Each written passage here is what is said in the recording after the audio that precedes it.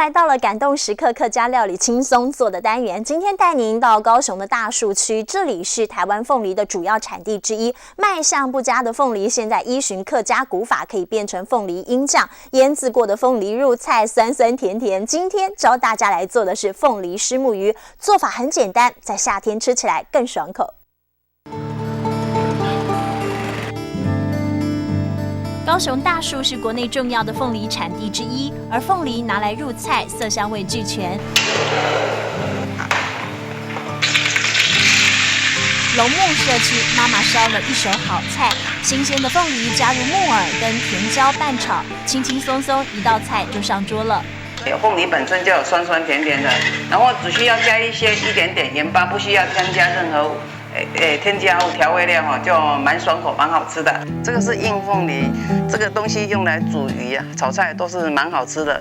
凤梨也可以变成客家拿手的腌制物，用纯糖腌制的凤梨鹰酱，只要1汤匙加点糖，再放入冷开水调制，就可以是美味的酱汁，用来做虱目鱼相当可口。然后再加一点点糖。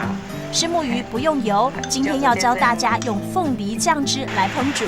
只要把调好的凤梨酱汁倒入锅中，再放入姜丝跟辣椒煮上个5分钟，翻个面之后，小火再煮3分钟，就是一家大小最爱的凤梨虱目鱼。这一道菜蛮爽口，而且蛮养生的啊。如果说你饭里面再拌一些酱汁的话，那更棒更好吃。吃起来清爽不油腻，酸酸甜甜又有果香，非常爽口的佳肴。最大的工程就是凤梨了。我们现在要去拍那个凤梨园，那我们就是交给我们那个年轻的下一代。才24岁，李立安毕业之后决定下乡种植有机凤梨，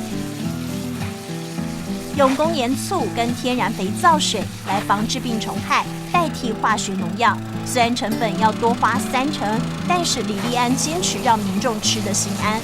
就我们的凤梨这个很自豪的，我们吃下去之后，你可以尝到非常多种热带水果特有的风味。农业系毕业的李立安下乡，以不伤害土地的方式种植，延续童年的田间经验，也希望让自己热爱的这片土地永续经营。